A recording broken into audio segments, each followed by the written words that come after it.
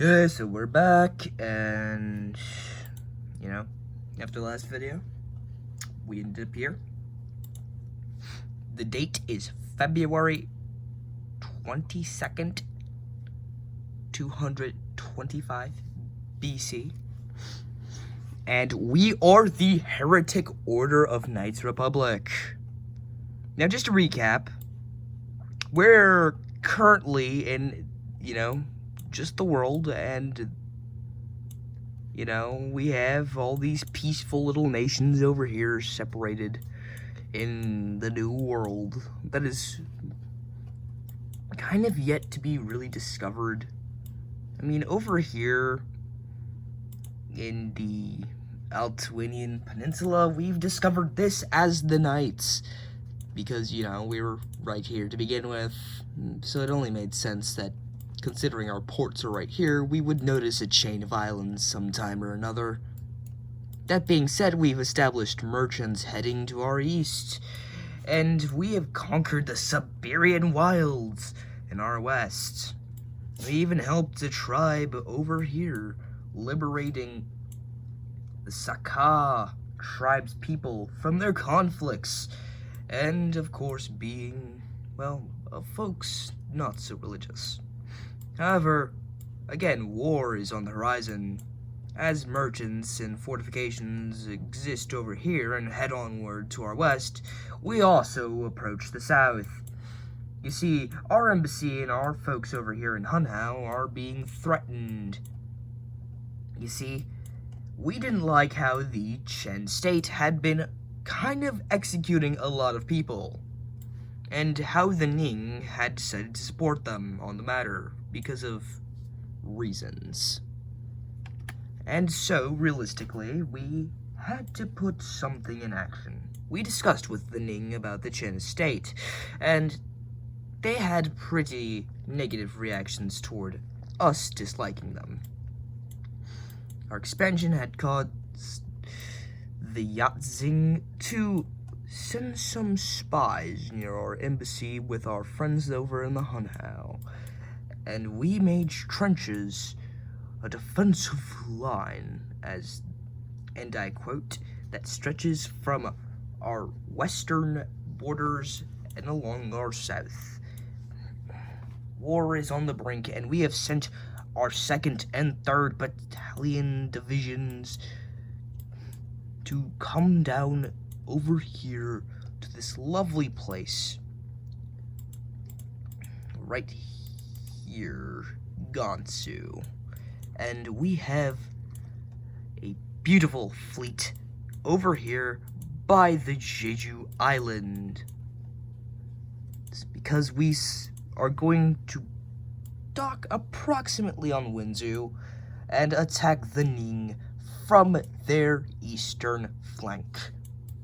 And we're going to come down here, hopefully have a little bit of a skirmish with the Reserve Legion, and meet up here, pinning the Chen state and separating the Ning from the Chen, to finally give a decisive forward-centric victory, spanning from the east and headed to the west to take them down.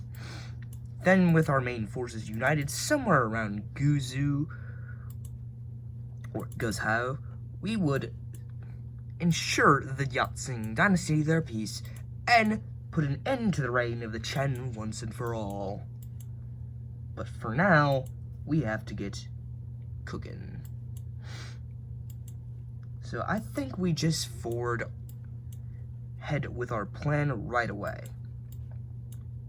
We want to move our fleet to establish directly in Wenzhou. So we're going to have our fleet dock in Wenzhou.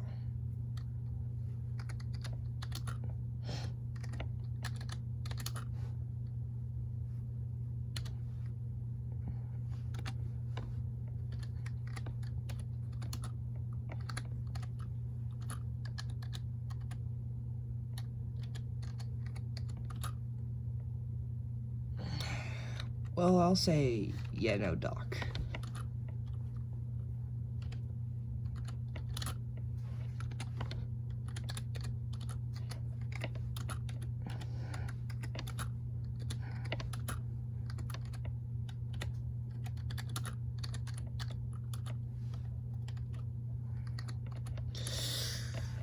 That would be our first thing.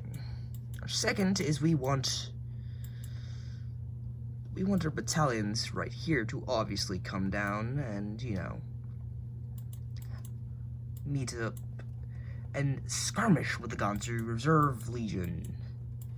Since our friends the Hunhao won't help us out, and we can't use the Black Coat Division without, you know, compromising our allies, we're going to have to just do this by the old-fashioned playbook and march across the Mongolian desert, the Gobi Desert, South Shizing, this whole deserted area at the King Shanghai, potentially run into issues with the Federation of Turkish tribes.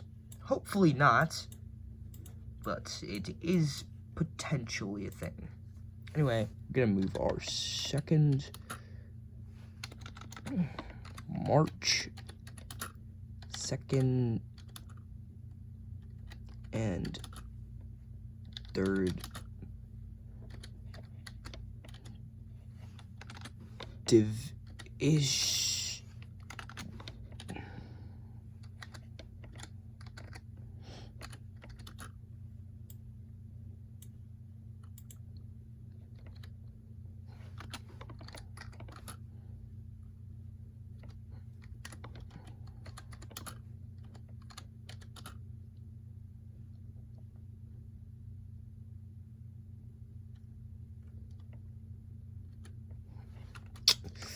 What do we want to do with them? I suppose capture. Because we want prisoners of war, as horrible as it sounds.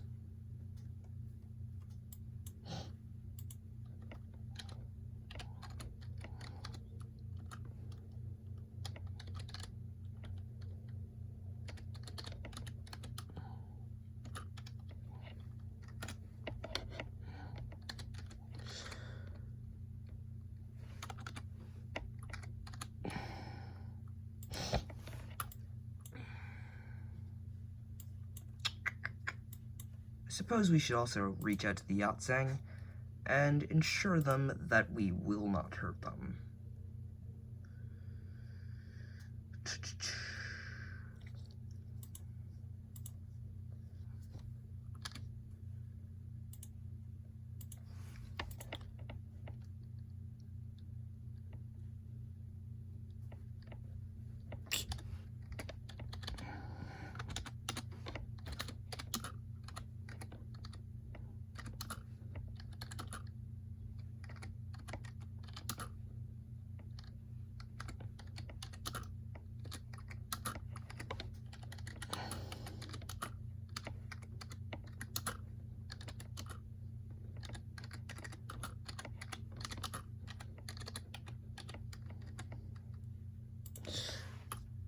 Worry not, we only wish to pass you, we will not attack. Your words offer little comfort when your Black Coat divisions march toward our northern passes, and your fleet darkens the waters near Jeju. The triad of Jade Dragons has ordered our border scouts to hold their ground, for we cannot distinguish between passage and invasion when godless knights approach the mandate of heaven.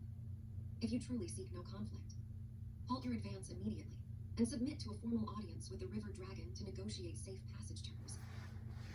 Oh, I'm afraid we can't do that.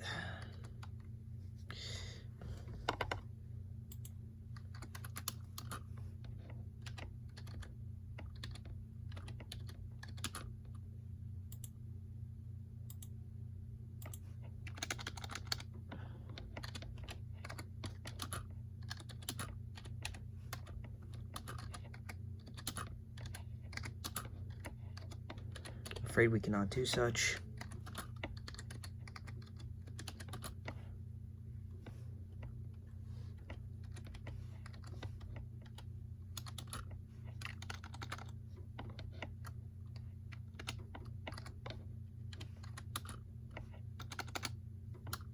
Oh my god.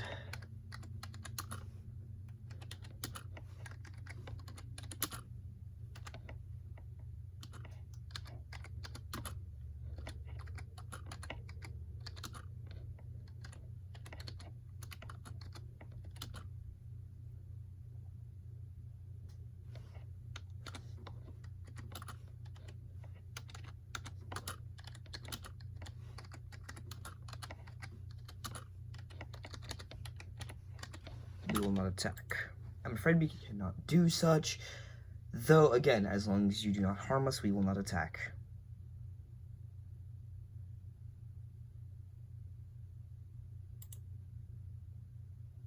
Your refusal to halt confirms that your passage is merely a prelude to invasion, leaving the triad of Jade Dragons no choice but to treat your divisions as hostile forces.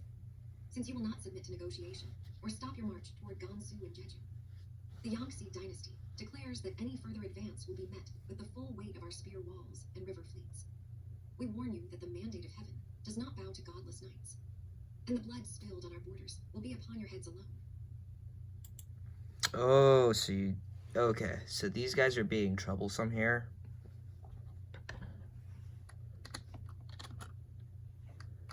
If it... We will send...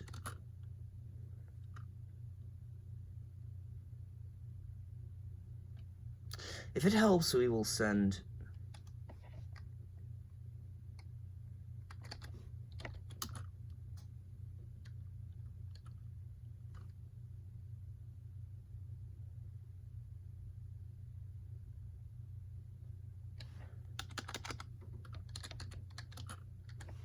Send the son...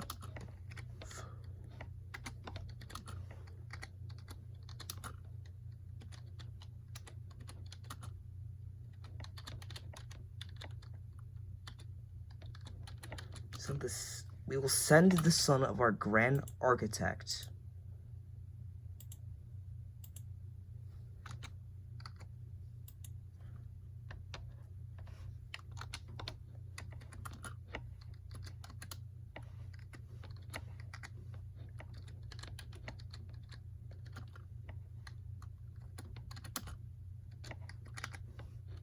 Unprotected.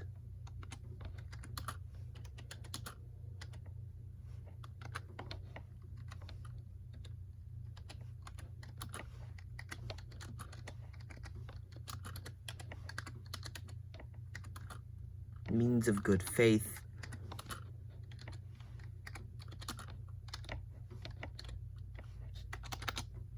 For he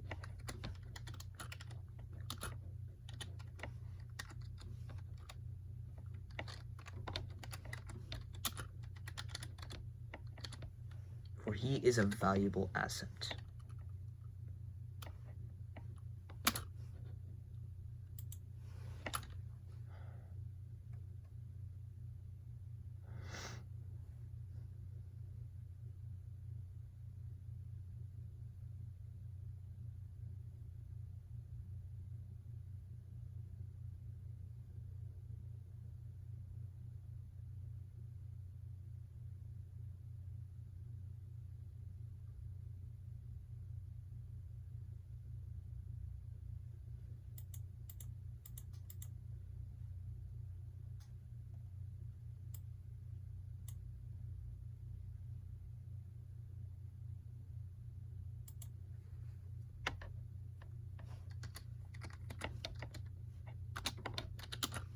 Hold on.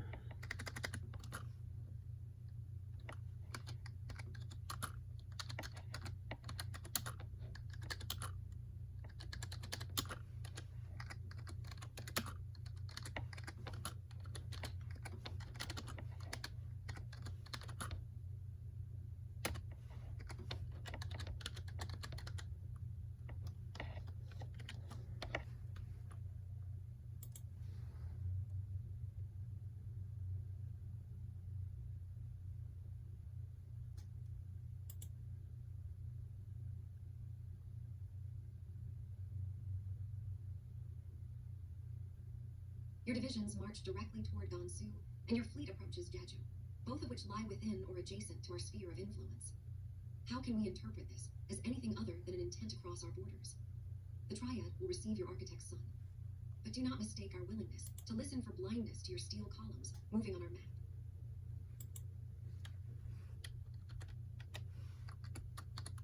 Fair.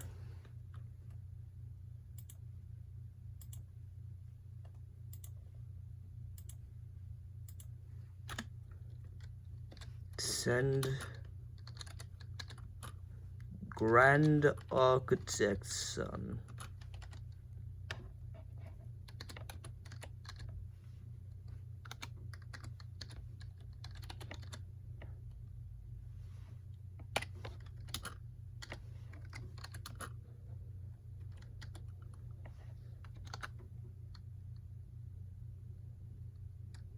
It's in the Grand Architect's son.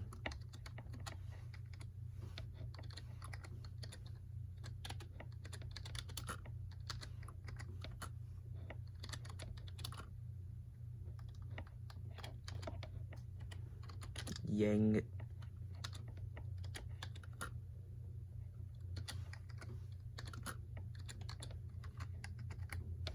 temporary holding.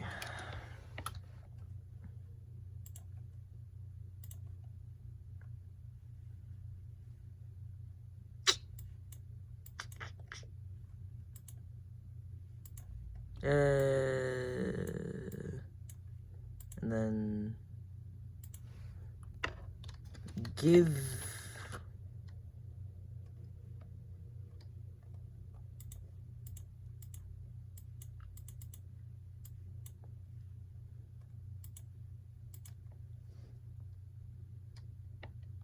allow a separate nation to be founded. Allow a new and separate nation to be founded in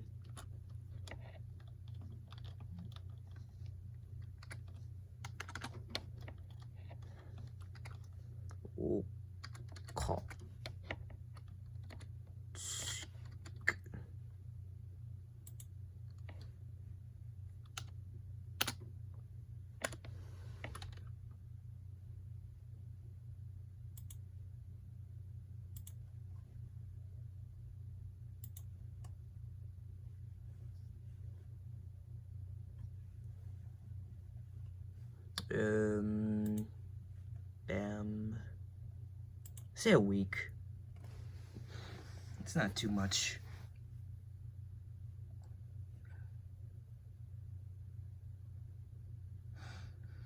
Calculating consequences. The Black Fleet anchors at Wenzhou, defying the Yangtze Dynasty's warnings. The heretic Southern Fleet bypasses Jeju Island and pushes directly into the estuary of Wenzhou.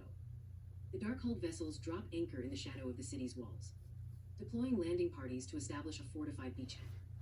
Local fishermen flee as the heretic order of Knights Republic declares the port a temporary forward operating base for the imminent invasion of Ning. The sight of armored knights disembarking onto Chinese soil sends shockwaves through the coastal provinces, proving the heretics' intent to strike deep into the heart of the civilization.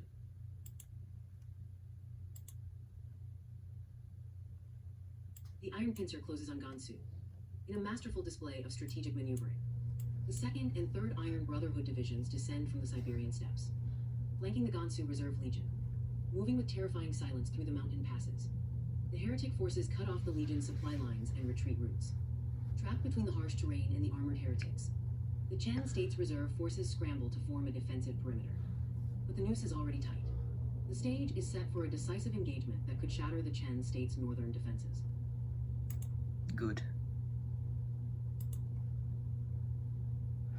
The architect's son arrives in Nanjing. In a bold gesture of faith, the son of the heretic Grand Architect travels unprotected across the contested borders. Arriving at the gates of Nanjing, escorted by Yangtze soldiers under strict orders, the young man is brought before the triad of Jade Dragons. His presence serves as a living guarantee of the heretic order's temporary restraint, though the massive armies still gathering on the frontier keep the Empire on high alert. The River Dragon notes the irony of a godless people placing such trust in a single life to prevent a cataclysm.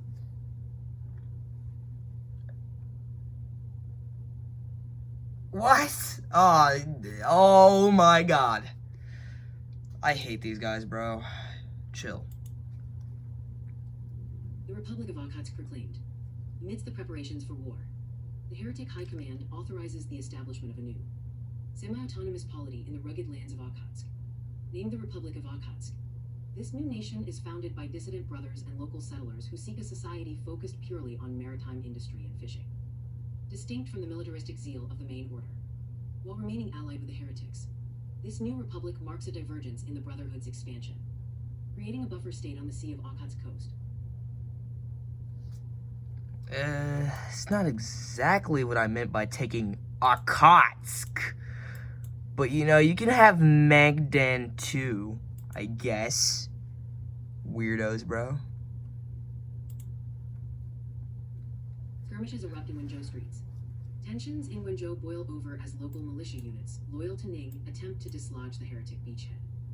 Clashes erupt in the narrow streets, with heretic knights employing their signature heavy armor to crush the lightly armed defenders. The fighting is brutal in close quarters, with the heretic order slowly pushing the Ning forces back toward the city center. Oh, that's Despite good. the violence, the heretics maintain discipline, focusing on securing key infrastructure rather than indiscriminate slaughter. Yep. Aiming to use the city as a logistics hub. Beautiful. The Battle of the Gansu Pass begins. The Gansu Reserve Legion makes a desperate stand against the encircling 2nd and 3rd Iron Brotherhood divisions. Outnumbered and outmaneuvered, the Chen state troops rely on the narrow mountain passes to negate the heretic numerical advantage. Volley after volley of javelins rains down on the Javelins? but the heretic shield walls hold firm. The air fills with the clash of steel and the cries of the wounded as the first major land battle of the Southern Campaign unfolds in the Frozen Heights.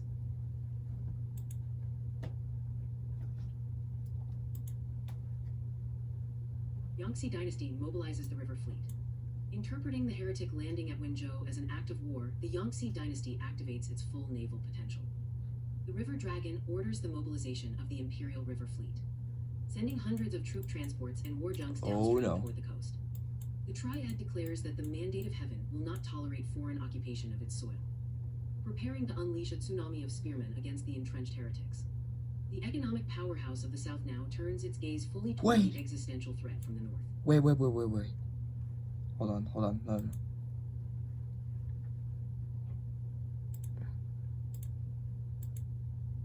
Wait.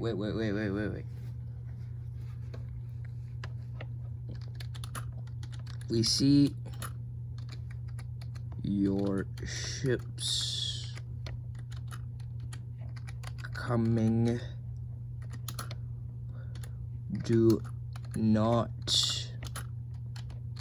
attack.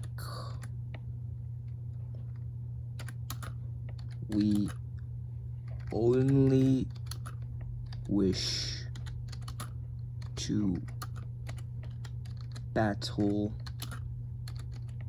the tyrannical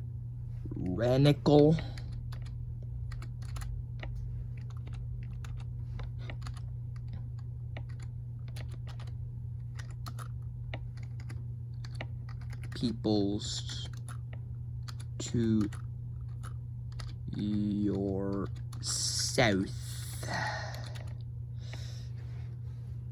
Period.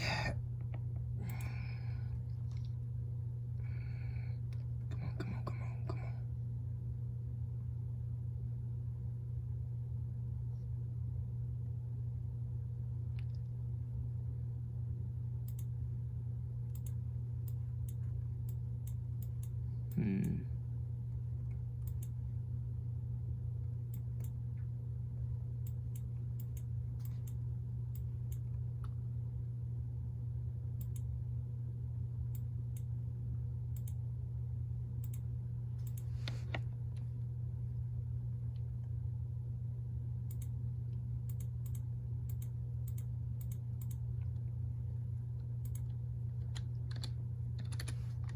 Settle.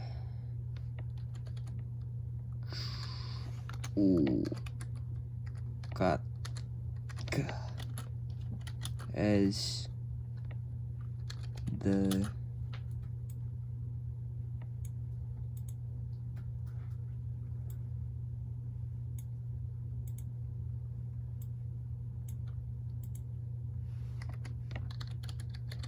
orders tier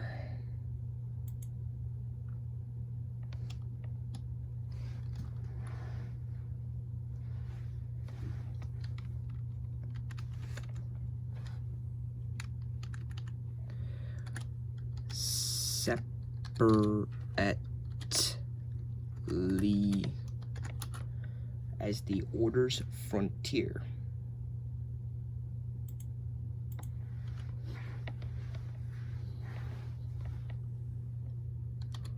Rename the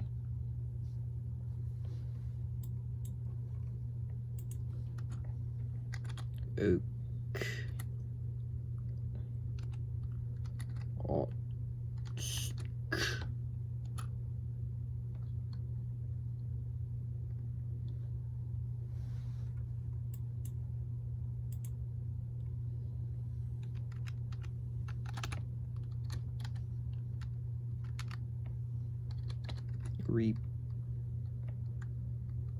Republic of Okhotsk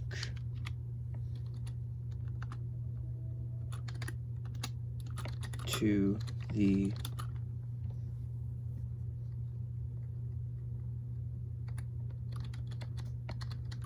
Order's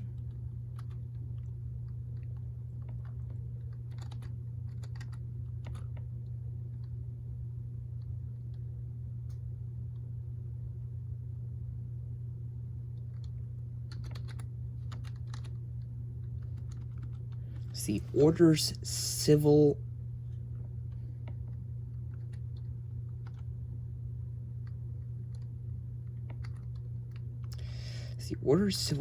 order to the Order's civil order.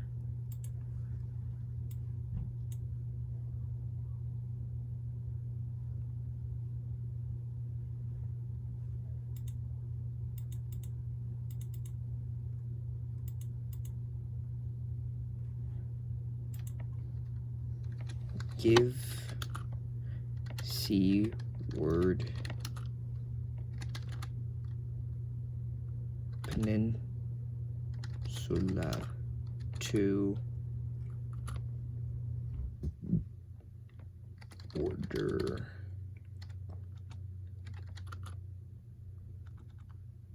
Order's frontier.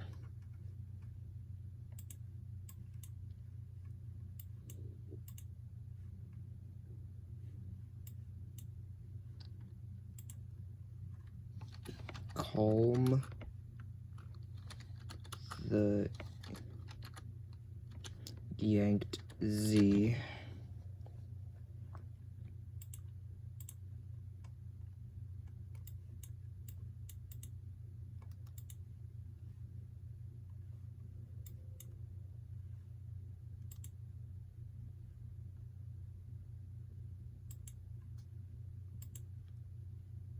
I want these guys to push over. That'd be cool.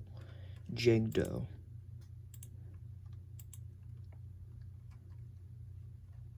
You should push to the mainland.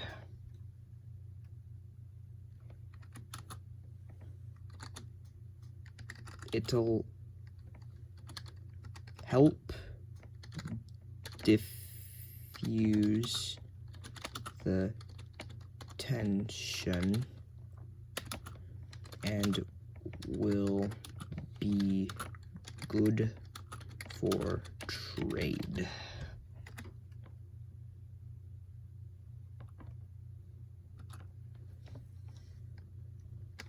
Push as in settle, of course.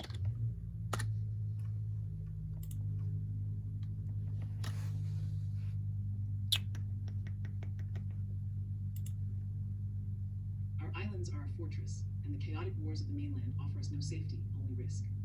While trade is welcome, we will not settle on soil contested by the Yangtze Armada or your own iron divisions. We prefer to watch the storm from our shores rather than drown in it. Hold on. No trust.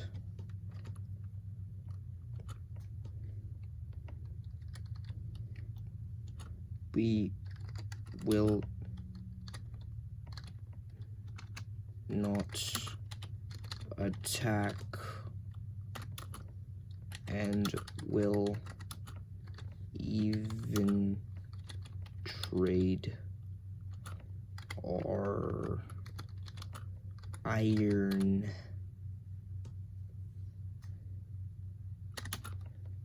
plus we already have calm the yanked Z. They would not mind.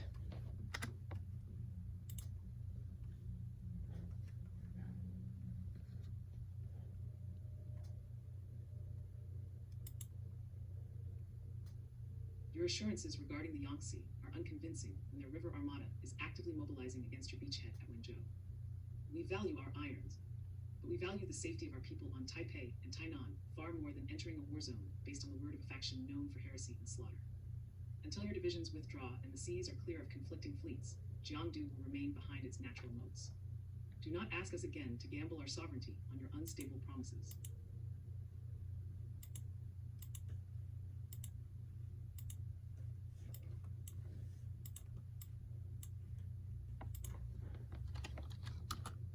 At least settle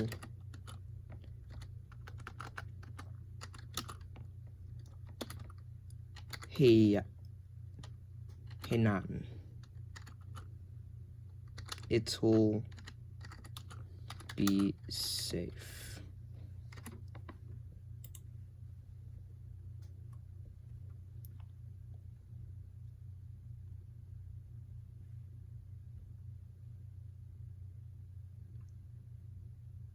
What are you on? Hainan lies directly in the path of the Yangtze River Armada, currently mobilizing against your forces, making it far from safe for our people. We will not trade the security of our island fortress for a foothold in the middle of a naval war zone, regardless of your promises about iron or calm seas. Our decision stands. Jiangdu will remain neutral and detached until the fleets disperse and the mainland stabilizes. That isn't even true. It's to your west. We are to your northeast.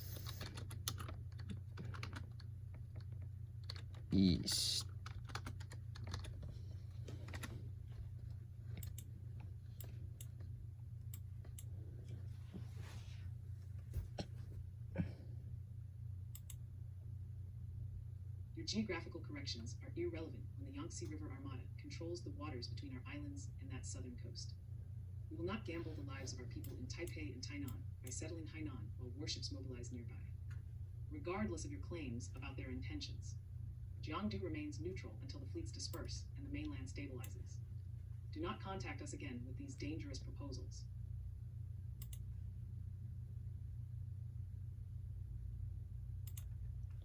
Okay, what if we do Jiangdu, and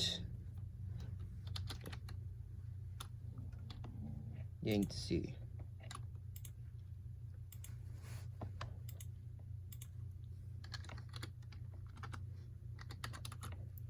Trying to tell the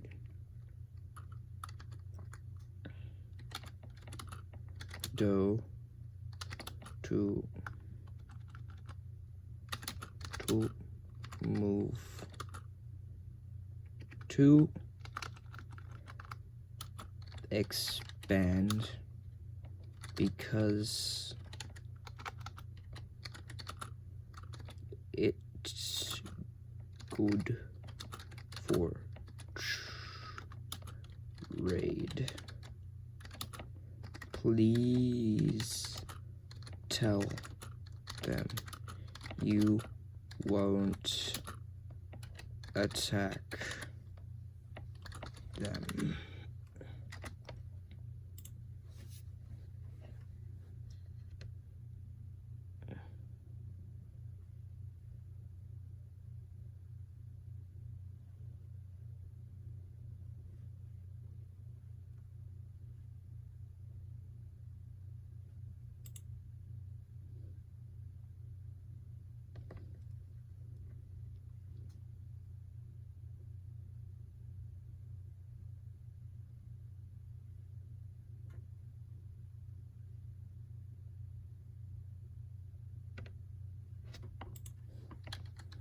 Sie jagt sie. They fear you.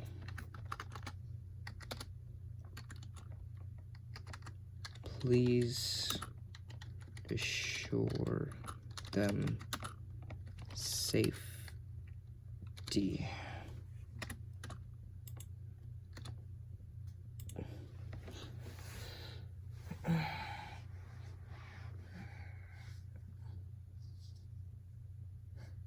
Let young Steve speak.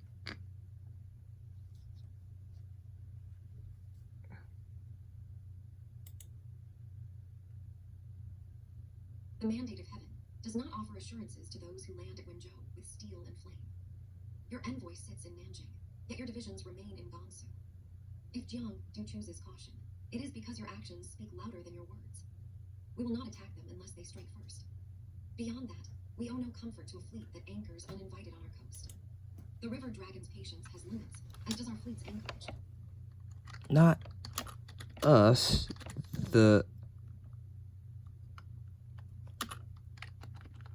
us yanked Z. Assure the Jiangdo.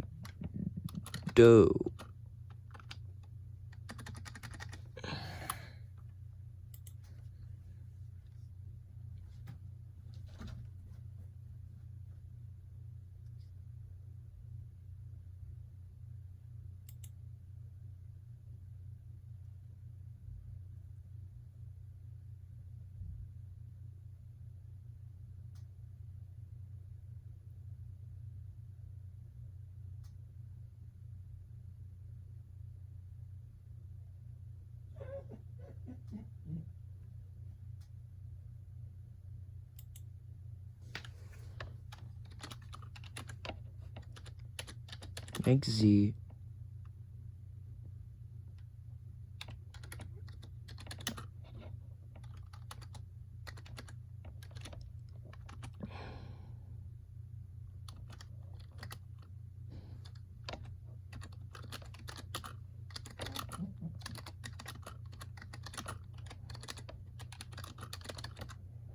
Ensure that you will not attack them.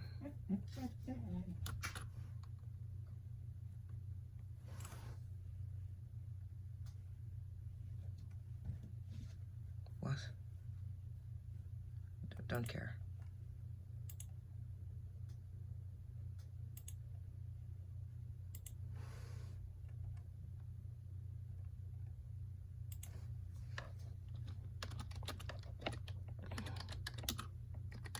Please assure the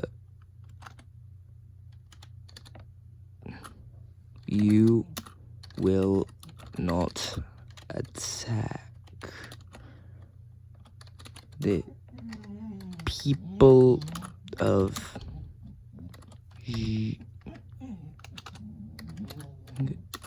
Do.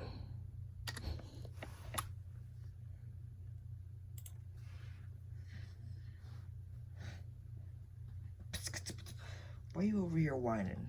You whimpering, you whimpering.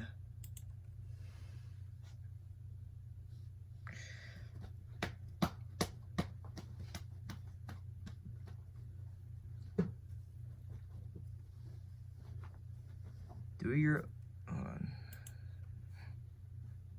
We have already stated our position, clearly to Jiangdu through your own envoy's presence. The Yangtze fleet sails against your beachhead, not their islands. If they choose to remain neutral, we have no quarrel with them. Let that be the final word on this matter. See, Jiangdo will not harm you. Only us.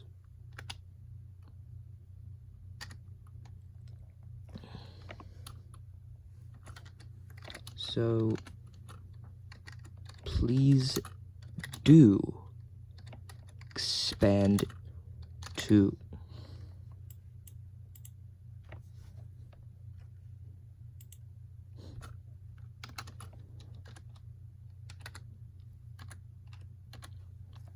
Qianan.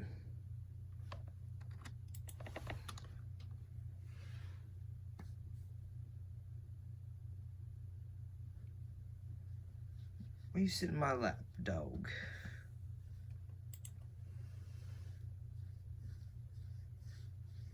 With that crispy fur, you need to take a bath. What did you get into? Like mud or something? Oh,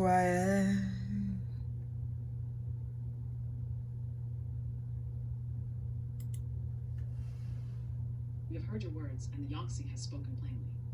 Their fleet is for you, not us. That is noted. But even with that assurance, we will not settle Hainan or any mainland coast while your war smolders at Wenzhou and your divisions crowd Gansu. Our people will not become a buffer between two storms. When your iron leaves the continent and the waters are calm, we may speak of trade and expansion. Until then, our answer remains unchanged. Do not ask us again. okay. Then settle there when we leave.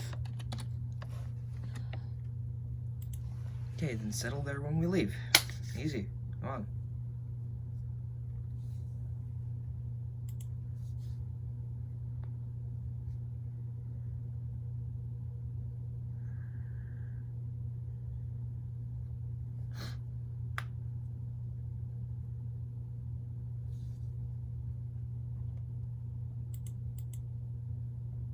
You have finally understood our position. Yes, when your divisions withdraw and the waters clear, then trade and cautious settlement may be discussed. Until that day, Jiangdu's shores remain closed to mainland ventures. We will watch from our islands and await calmer seas. Alright, easy. We didn't exactly get the result we wanted, but you know, it works, it works, it works.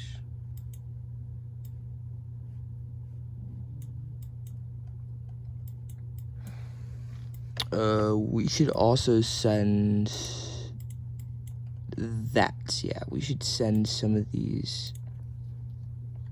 Send people to talk to Tokyo officials.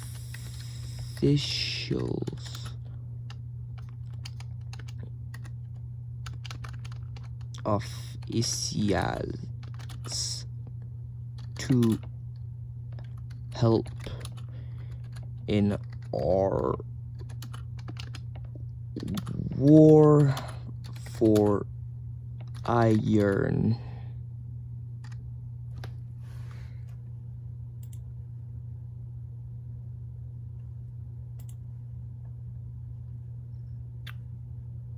I think that should be good for now. Oh wait, hold on. Nope, we need to push.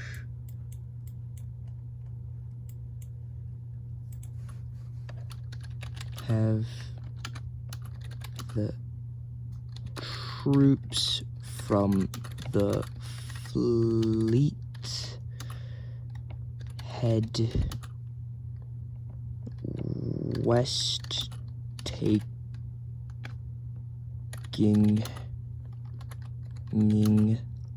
lands.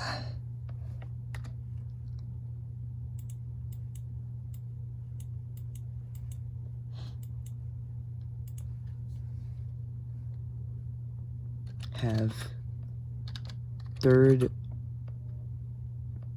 Division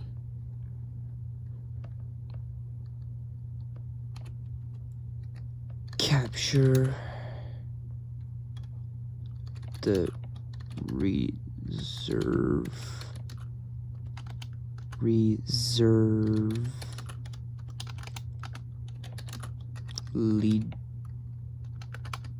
legion, and the 2nd head to Gansu. Good. Alright, yeah, that should be like, what?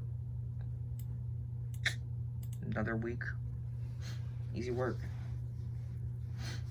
Hey, we're so productive! Look at us go! Fuck!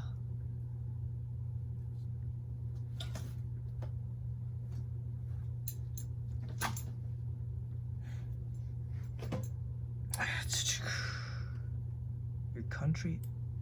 What?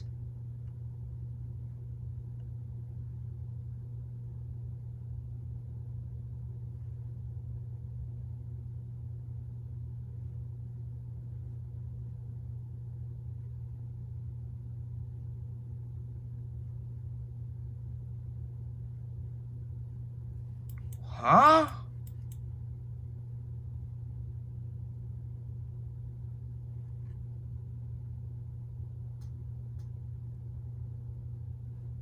No, that makes no sense. Hey, no, this makes no sense. What? That's not what happened, bruh.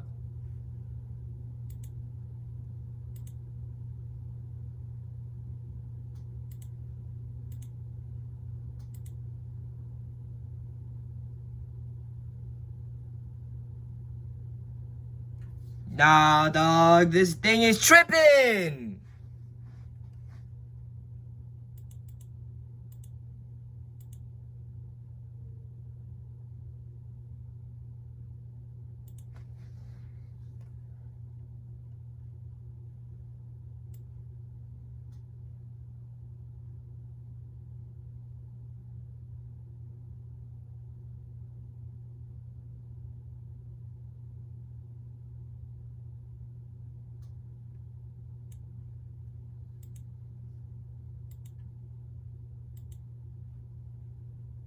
The Republic of Okhotsk renamed. In a quiet ceremony along the shores of the Sea of Okhotsk, the Republic of Okhotsk is formally renamed the Order's Civil Order. The new entity retains its semi-autonomous character, focused on maritime industry and civilian administration, but now flies a banner bearing the crossed swords of the Heretic Brotherhood rather than its earlier neutral ensign. Ship captains and dockmasters swear a renewed oath of loyalty to the Heretic High Command, though local fishing fleets continue their daily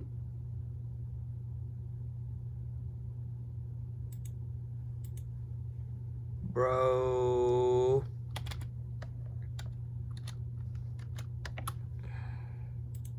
Relog now. Relog now. Come on, bro. You're genuinely clowning. Come on, bro. You're clowning. Bro, it's clowning.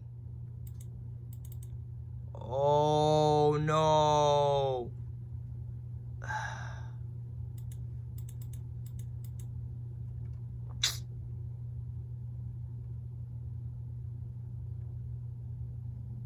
Bro, it's clowning.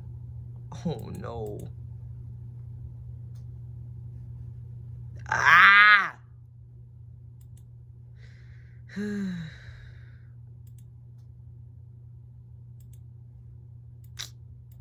Well,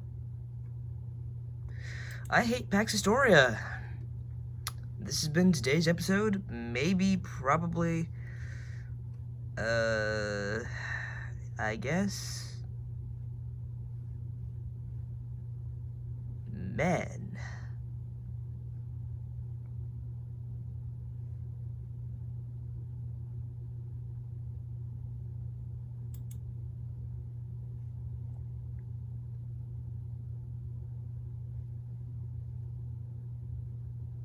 Wait. What?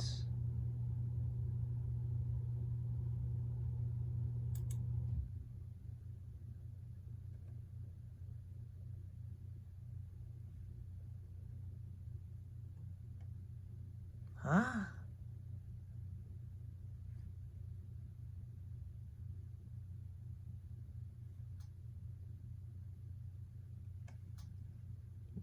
I don't even care, bro. I don't even care. I'm gonna be so real. I'm so mad, though. I'm so mad. I mean, come on, bruh. That's Bologna. I'm gonna find something else to do, because, like, you know. You know what? I've had enough. Today we're ending the world.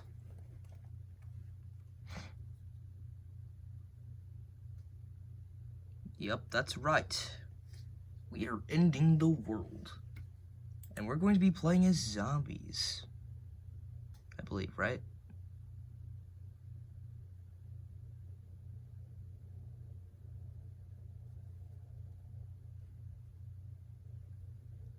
Or I could play as a custom. Wait a minute. I have a stupid idea. Hear me out here. What if I fight a zombie virus as a zombie virus? Mushroom.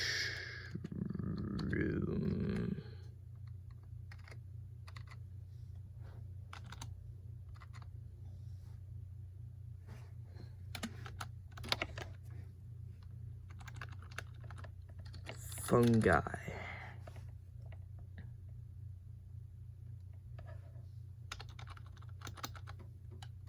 Bio has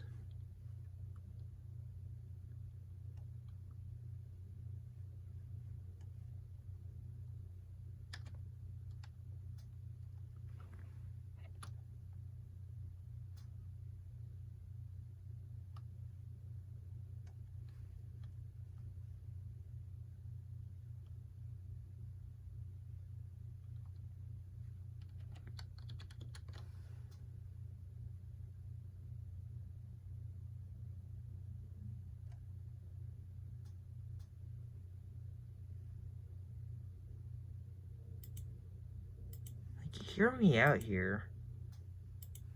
If I am my own zombie virus,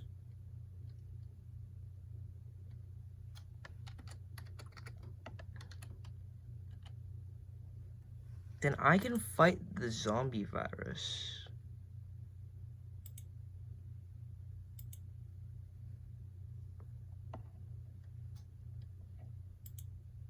This is infested zone. I'll be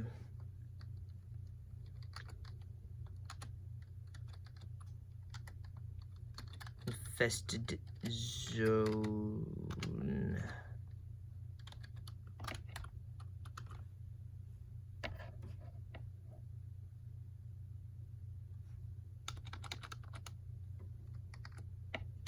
Infested sector.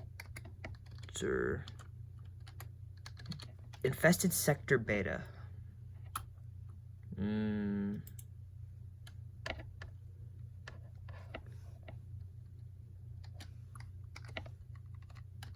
Zombies. But against the other zombies.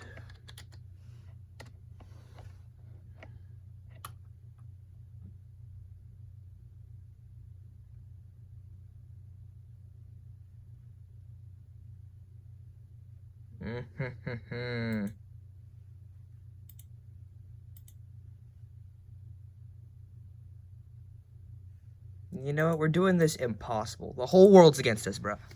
We even have other zombies going against us. It's world zombie. You know what I'm saying?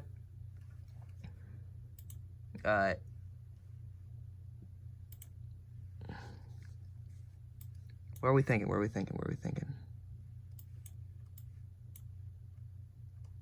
Port Louis, maybe? Port Louis? Wait, do we got Nauru on this map? Hold on.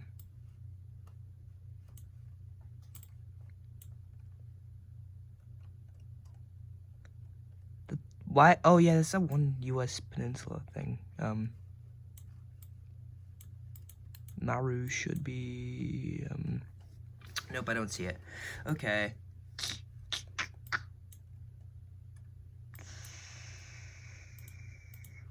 What about?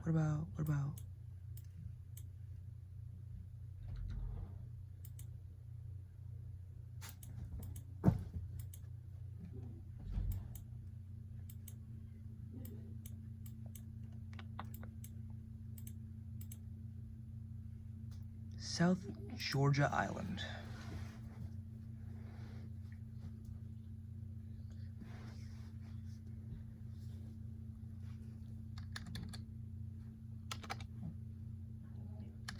We are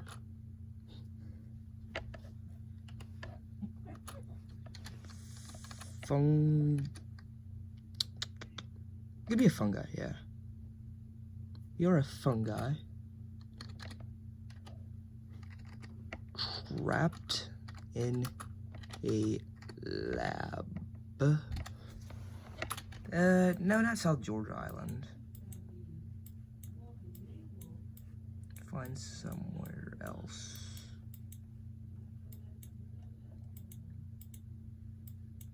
Siberia? No, not Siberia.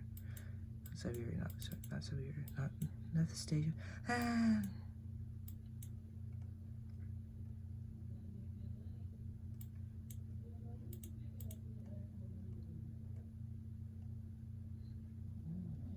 It's like the smallest place in Russia, right here. Terv.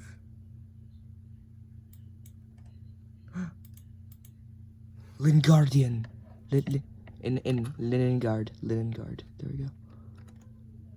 Oh no! There we go. What?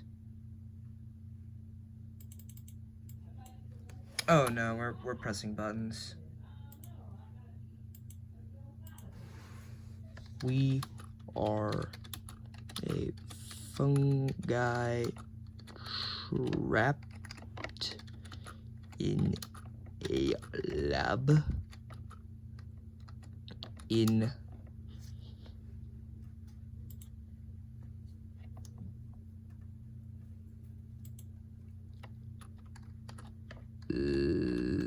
Leningrad.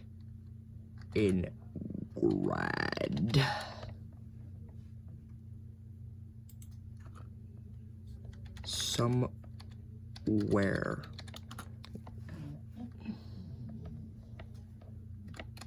in somewhere in Leningrad. Yeah, that makes sense.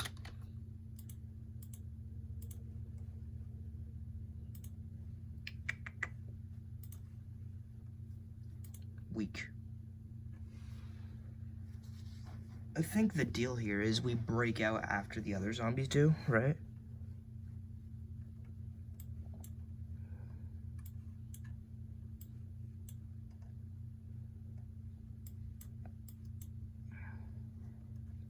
Containment breach at Leningrad Virology Lab.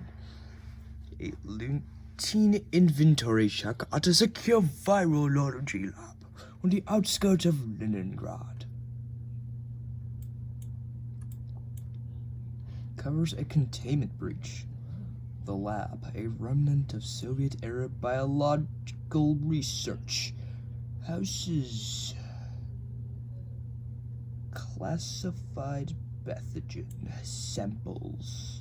I don't know why I'm reading this. I could just do this. Containment breach at Leningrad Virology Lab. A routine inventory check at a secure virology laboratory on the outskirts of Leningrad uncovers a containment breach. The lab, a remnant of Soviet-era biological research, houses classified pathogen samples. Initial reports mention a fungal anomaly in one of the deep freeze storage units. Russian authorities immediately quarantine the facility and surrounding area, cordoning off several blocks. No casualties are reported, but the incident draws quiet concern from the FSB and Ministry of Health. The local news briefly mentions a gas leak to avoid panic. I see. Fungal anomaly spreads within containment zone. Within hours, a peculiar mold-like growth is discovered on the walls of the lab's containment corridor. Cleaning crews in hazmat suits attempt to remove it, but the substance regrows within hours. The head microbiologist, Dr.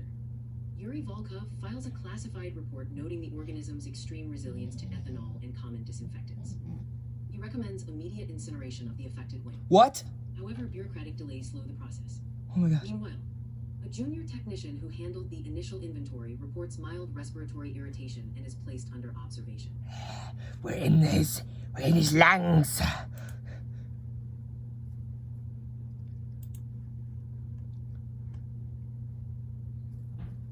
First human infections confirmed in Leningrad. The technician Oh, placed no. under observation develops a high fever and exhibits unusual skin lesions. He is transferred to a specialized military hospital in Leningrad. The hospital's infectious disease ward is locked down after a nurse attending to him also shows early symptoms. The Russian military's biological warfare unit, referred to as Biopreparat, is discreetly notified. Rumors among hospital staff speak of black fungus and rotting from the inside, but official statements deny any epidemic. The local population remains unaware.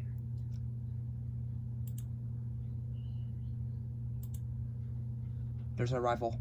Outbreak leaks beyond lab. Cordon sanitaire imposed. Despite quarantine efforts, a second cluster of cases appears in a residential district near the original laboratory. Oh no, Families this is us report still. sudden illness with identical symptoms. High fever, disorientation, and blackening extremities.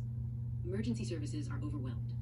The Russian government imposes a silent Hi, cordon puppy. sanitaire around the Leningrad region, stopping all rail and air traffic without public explanation. Internally, the FSB begins detaining journalists who ask too many questions.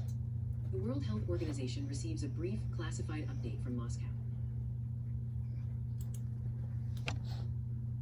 Oh, this is... Hold on. Leaked audio fuels civilian panic. Panic begins to simmer.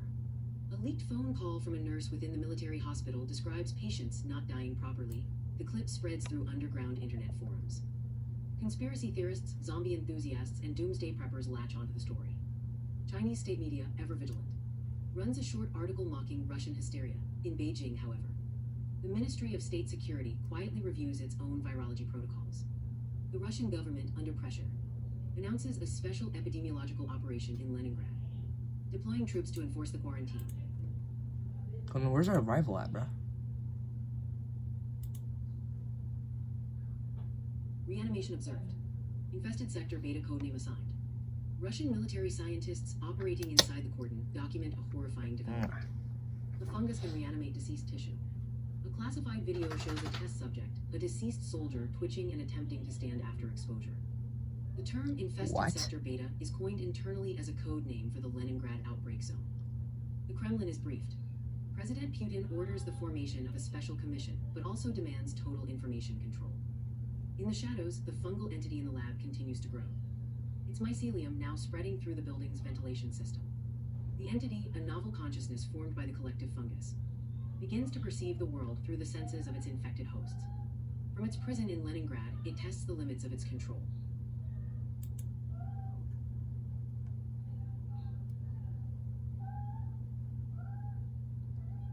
Open fire on them.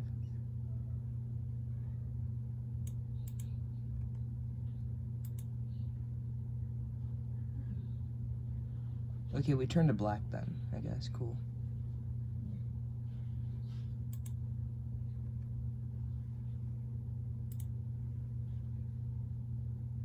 We're gonna wait.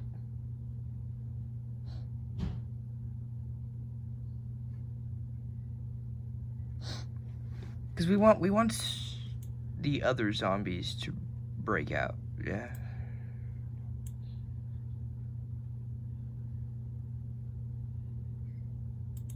Uh-oh, that's not good. Extermination options. Anonymous reports, Western intelligence. That's not good. That's not good. That's not good. Okay, so this is not good. Not good.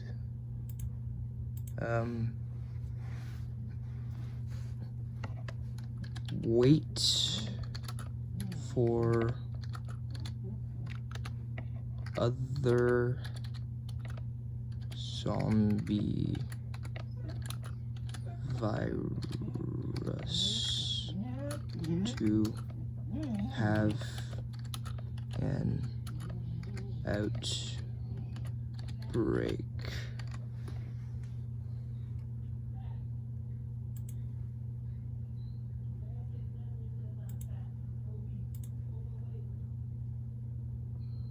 Let's do a month. Yeah.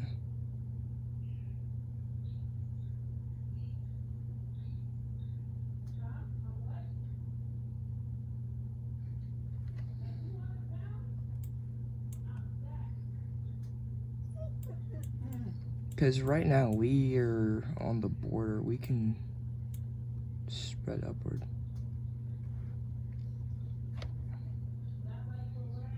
Network sewer infrastructure.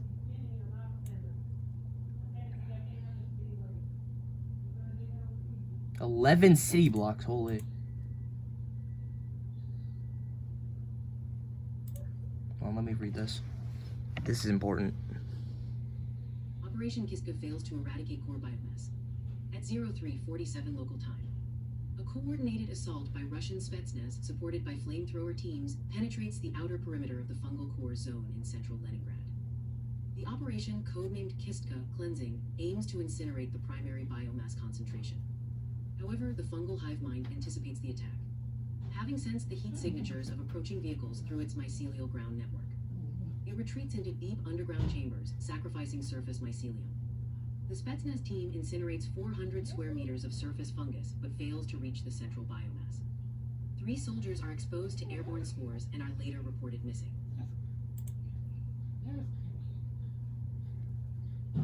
Probes human garbled radio transmissions within the quarantine zone. Signals are not human.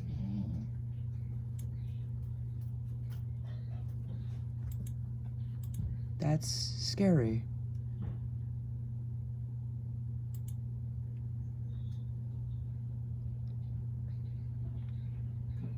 Infested Sector Beta sends first digital message. A fragment of encrypted data, later traced to a compromised server in the Leningrad telecommunications hub, is uploaded to an obscure English-language internet forum. The data contains a single line of text: "We are watching.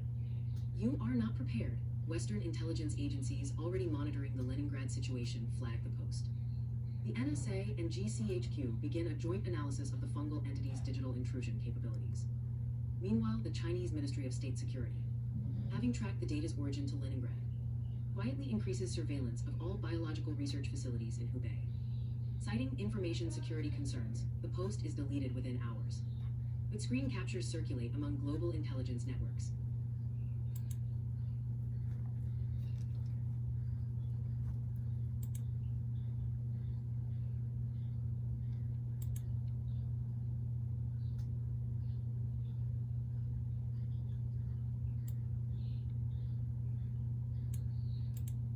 We have rats.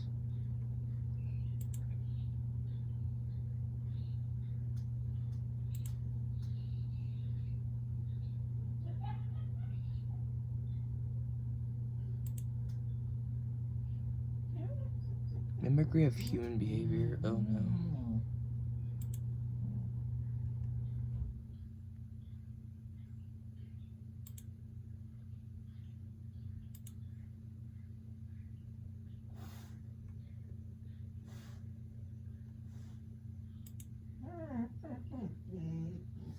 Hey. Infected zone.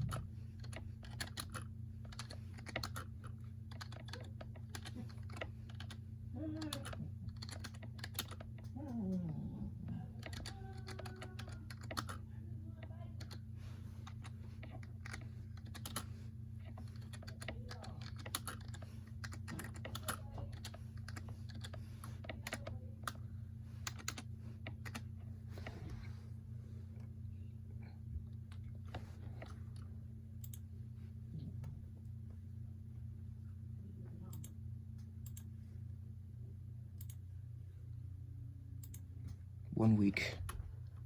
It all goes down in a week.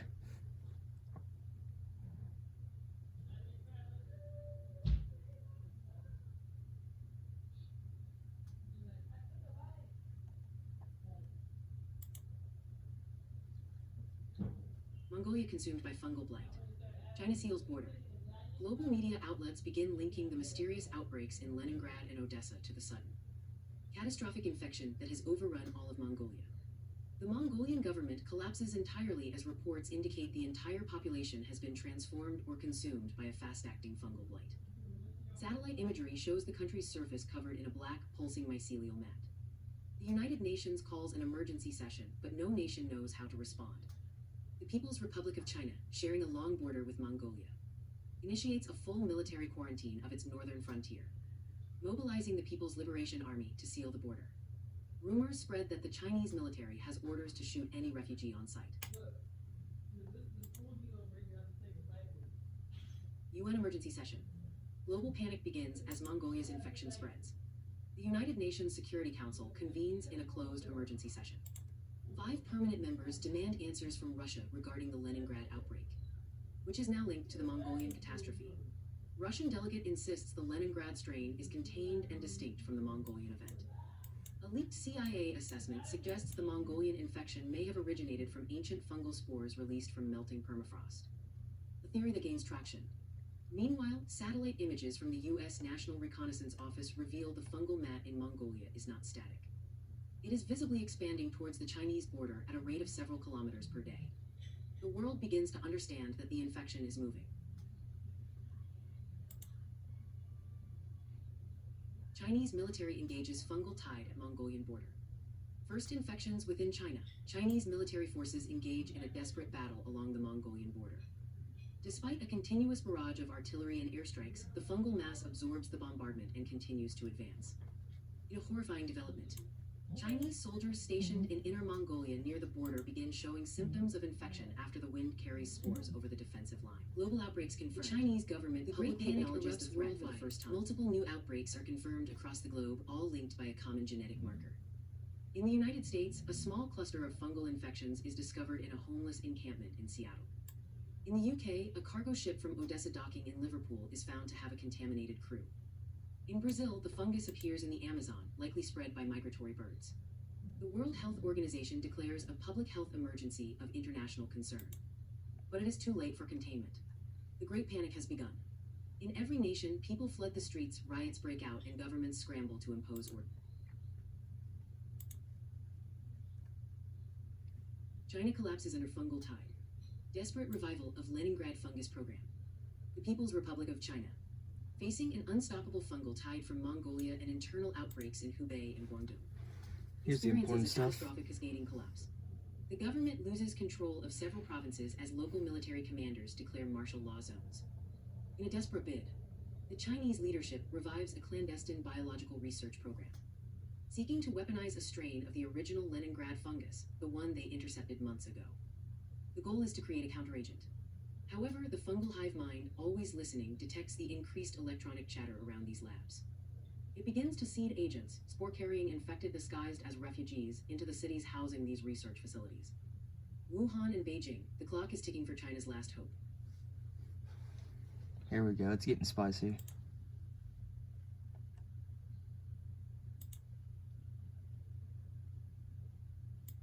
Fungal intelligence broadcasts global ultimatum. Revive us or perish. As the world reels from the cascade of disasters, a singular message is broadcast on all frequencies across the globe.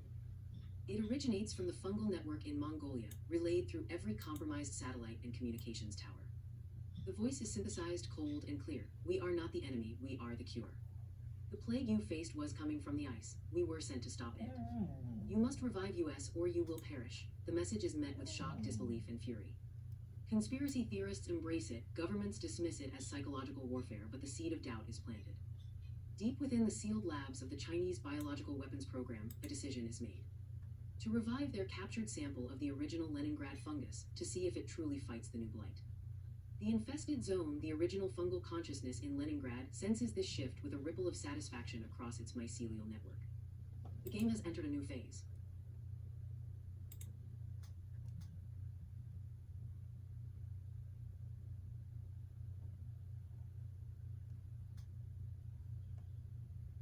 Poor Seychelles is just a dot, bro.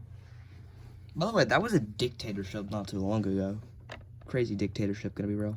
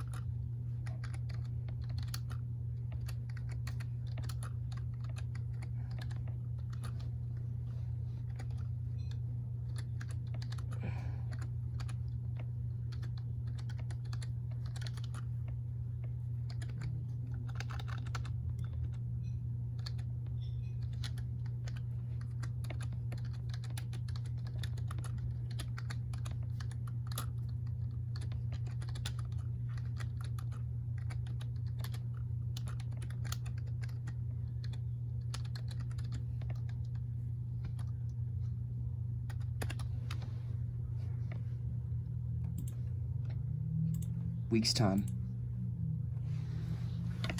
Come on, run this up. We need a zombie v zombie, bro. Come on.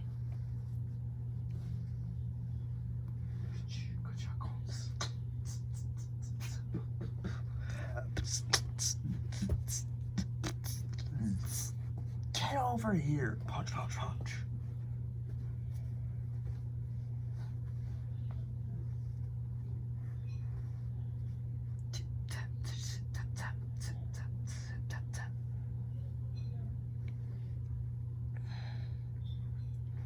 Come on, I'm not letting this go, bruh. Come on.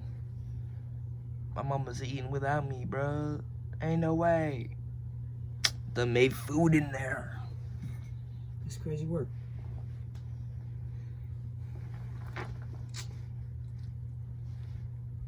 Got food in the kitchen and I ain't there.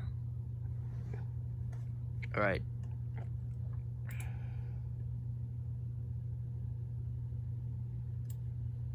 Infested Sector Beta re-established in Mongolia. Chinese military scientists operating under the aegis of the revived Project 211 successfully introduce a culture of the original Leningrad fungal strain Infested Sector Beta into the Mongolian fungal tide at a designated breach point near the ruins of Choibalsan. Within hours, satellite thermal imaging observes a marked change in the behavior of the invasive blight.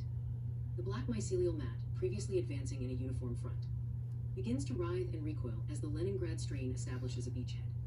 The revived Infested Sector Beta, sensing the familiar biochemical signatures of its own kind, begins to integrate with and subsume the Mongolian biomass.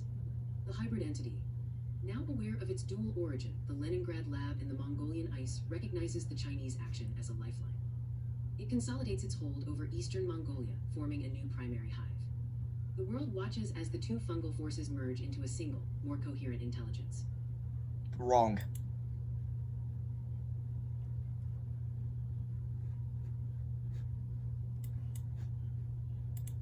Skip all of this. It's literally not even true. Oh my god!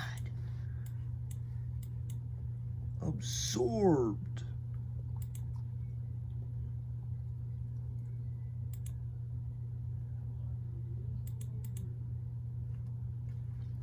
Fuck.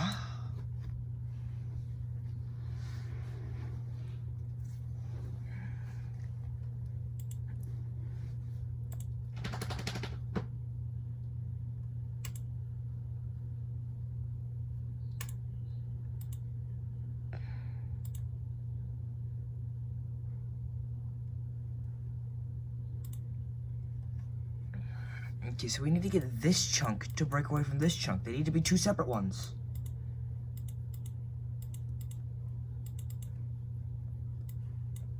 Big Mongolia region needs to break away. Mongolia infection needs to break away.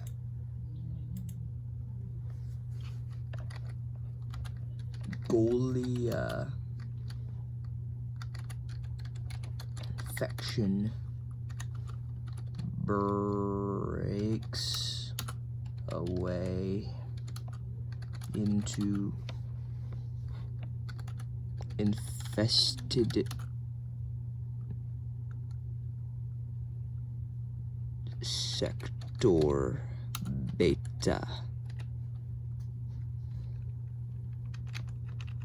At parentheses, not parentheses, these.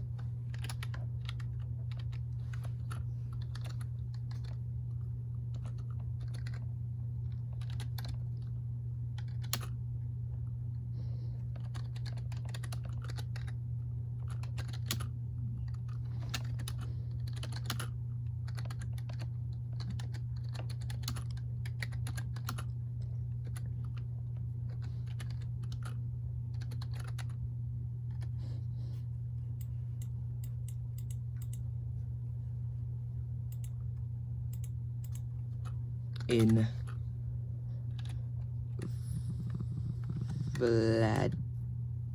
Vladimir. Come on.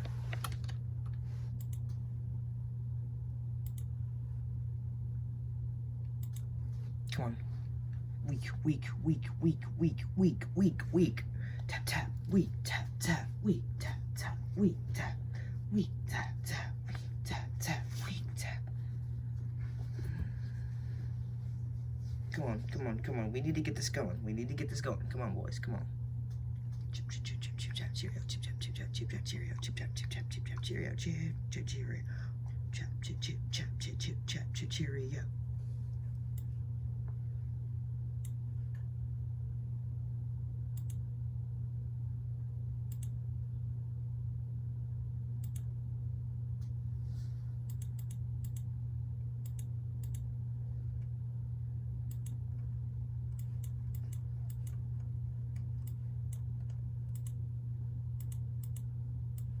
Unowned, unowned. What?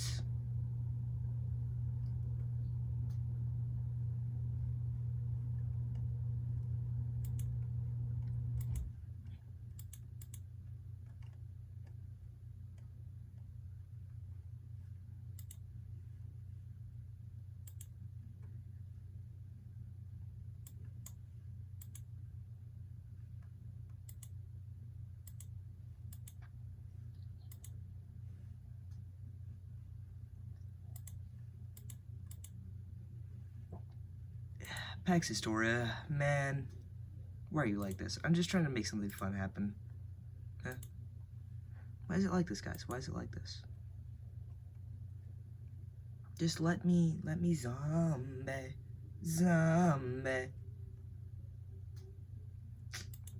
What if we do one more play as a citizen? One more play.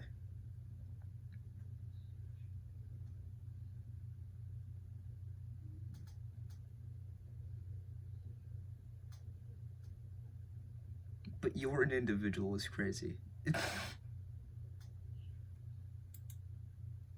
I'll do this. What if I just become like a knight?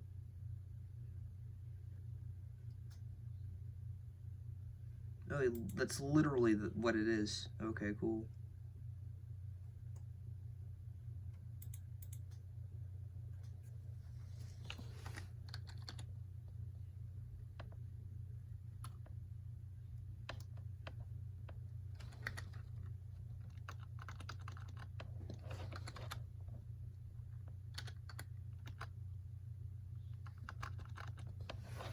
Wait, so like, how does this work then? Do I just, I don't know. Oh, this is like, oh wait, so I don't want to be Bohemia, and then maybe, no, that ends poorly. Sweden and Norway, maybe. Novgorod, Muscovy does well.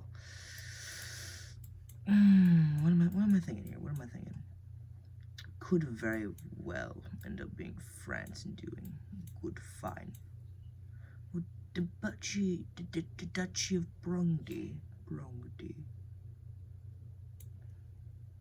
I think I might have to be Austria, actually. Well,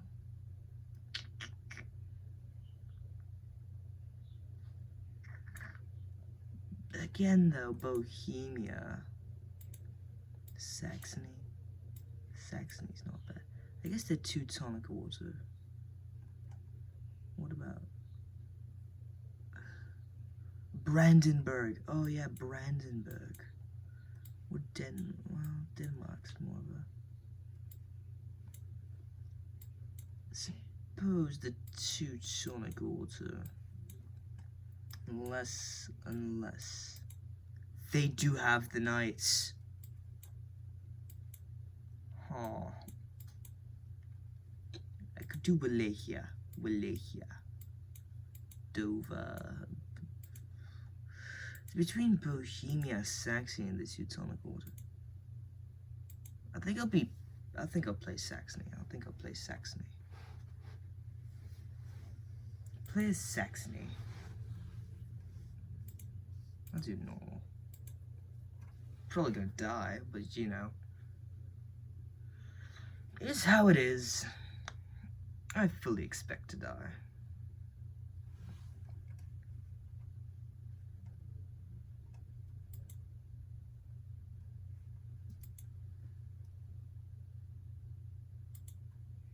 Brainstorm action.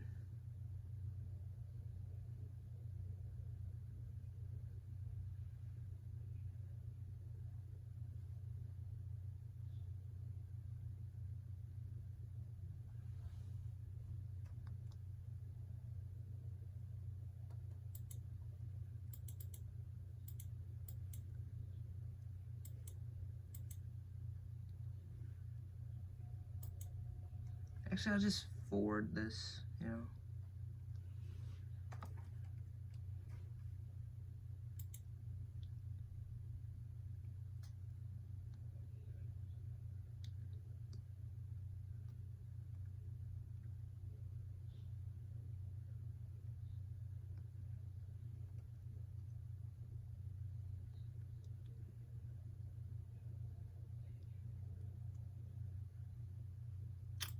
Crusades end.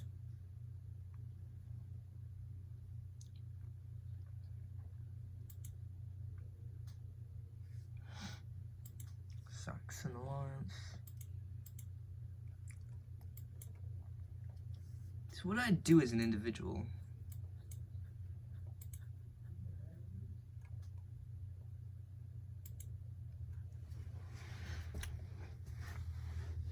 I become a knight.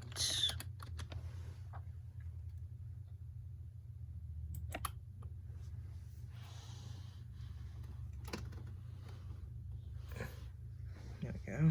I become a knight. Sure, I'm an individual after all. What do I do here?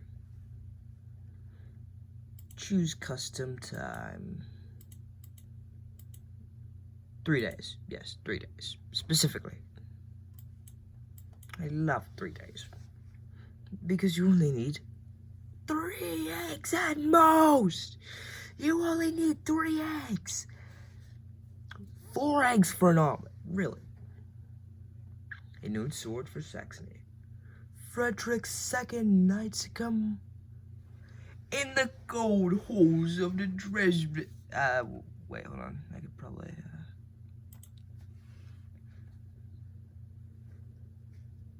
Hey, so this New works. sword for Saxony. Frederick II knights a commoner.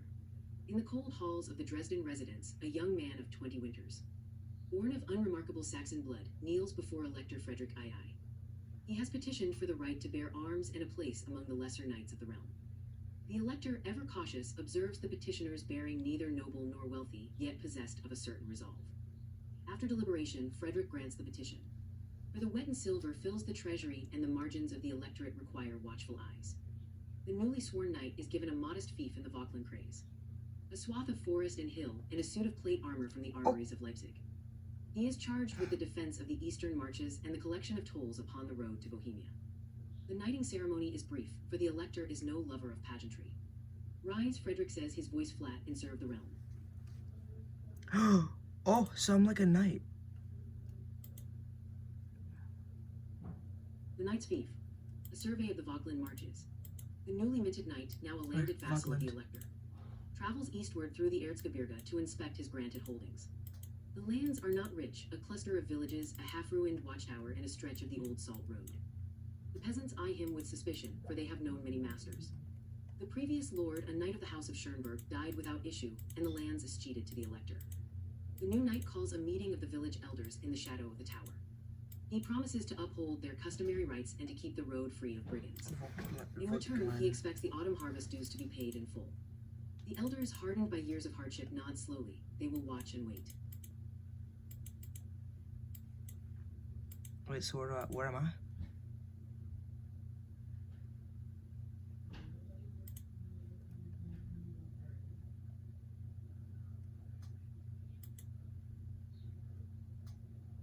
The Golden Lion at the border. Brandenburg seeks Saxon aid.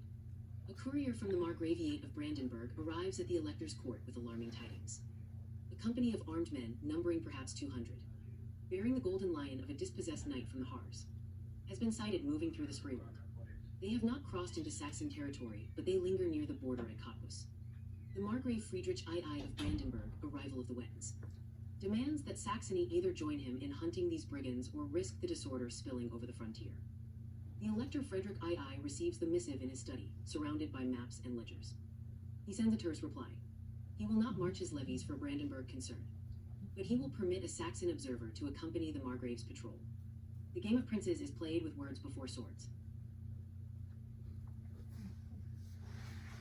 Is the Saxon observer me?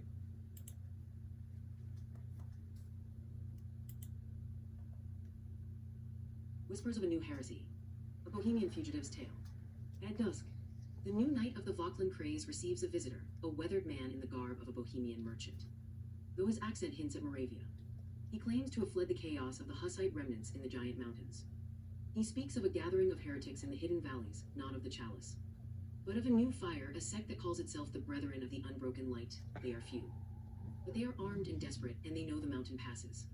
The knight listens, his hand resting on the pommel of his sword. He is sworn to the Elector, and heresy is a matter for the Bishop of Meissen, not a newly minted knight. Yet he offers the man a bowl of stew and a place by the fire. In the morning, he will write to Dresden.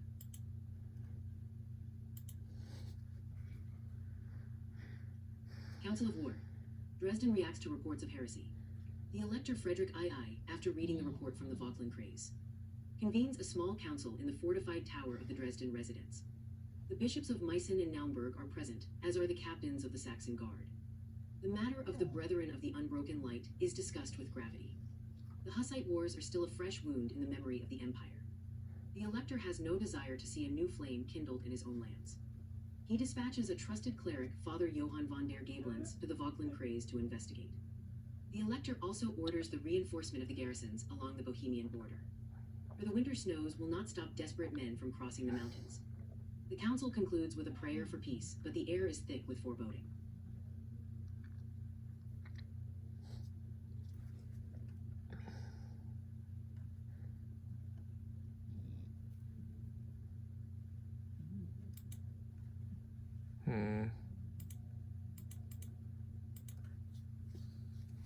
I mark my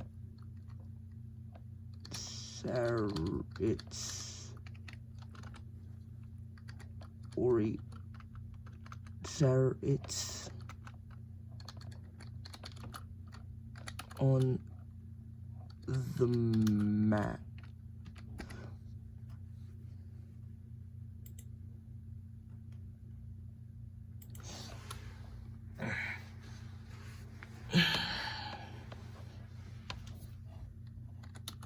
I seek orders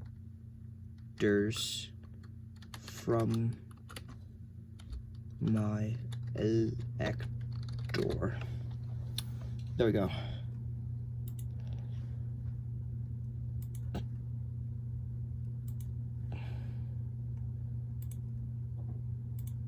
Two days.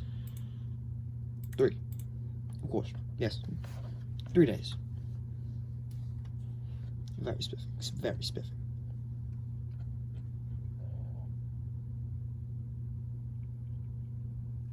After this, I'll end it off here because, you know, we've gone through like 3 things, bro.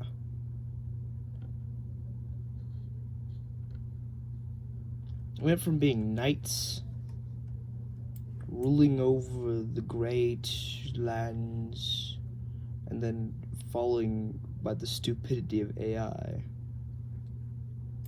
to being zombie infections. The knight received his orders. To watch the Vauclin, the newly minted knight, having sworn fealty but days ago, returns to the Dresden residence. The halls are cold, the torches casting long shadows. The Elector Frederick II receives him in the council chamber, surrounded by maps of the Saxon marches. The knight kneels and speaks of the reports from the Vauclin Craze, the whispers of heretics in the mountains. The restless mood of the peasantry. Frederick listens, his face unreadable, then bids him rise. You have done well to bring this news directly, the Elector says. I would have you serve as my eyes in that region. Watch the passes, befriend the village headmen, and report to me any sign of the Unbroken Light or any other disorder. Take 2 trusted men from the garrison at Leipzig. You may go, the knight departs, his purpose now clear.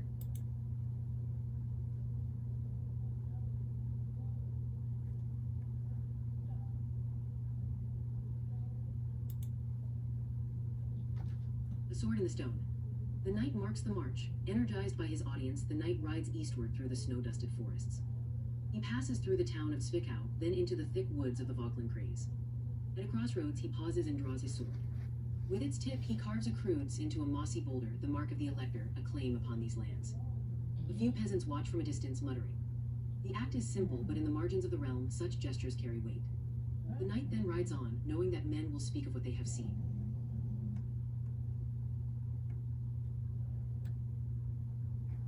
So this is my place?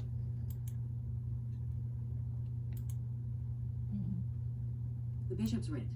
The church extends its hand. As the knight settles into his new duties, a messenger from the Bishop of Meissen arrives at his tower. The bishop, having heard of the knight's reports, requests that any captured heretics be delivered to the ecclesiastical court in Naumburg. The knight is to cooperate fully with the church's authority. The knight's first taste of lordship involves not steel, but the parchment of jurisdiction. He drafts a response affirming his obedience and sends his man south to Naumburg. The machinery of faith and state begins to turn.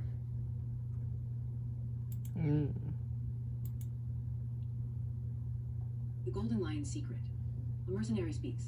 In the far north, the Margrave of Brandenburg's patrol catches a straggler from the Golden Lion Company, a half-starved mercenary hiding in a barn near Cottbus. Under interrogation, the man reveals that the company is not mere brigands, but the remnants of a force hired by a disgruntled nobleman from the Harz, who lost his lands to a Wettin cousin. The mercenary speaks of a hidden cache of weapons and a plan to raid a monastery on the Elbe before winter. The Margrave dispatches a writer to Dresden, offering to share the intelligence in exchange for Saxon cooperation in a joint winter patrol.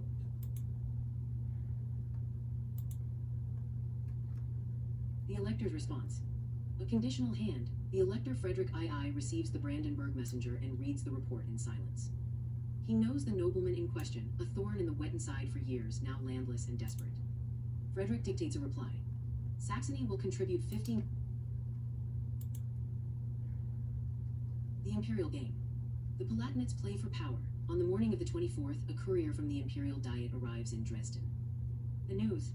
The Elector of the Palatinate has been lobbying heavily to secure the title of Imperial Vicar for himself, ostensibly to manage affairs during the ongoing interregnum discussions. Palatinate, you This move is say? seen as a power grab More by like the middle class, Palpatine. threatening the balance among the prince-electors. Frederick II reads the dispatch, his frown deepening. He does not trust the Palatinate, and he knows that such a title would diminish Saxony's influence in the empire. He begins to draft letters to the other electors, seeking a coalition to block the Palatinate.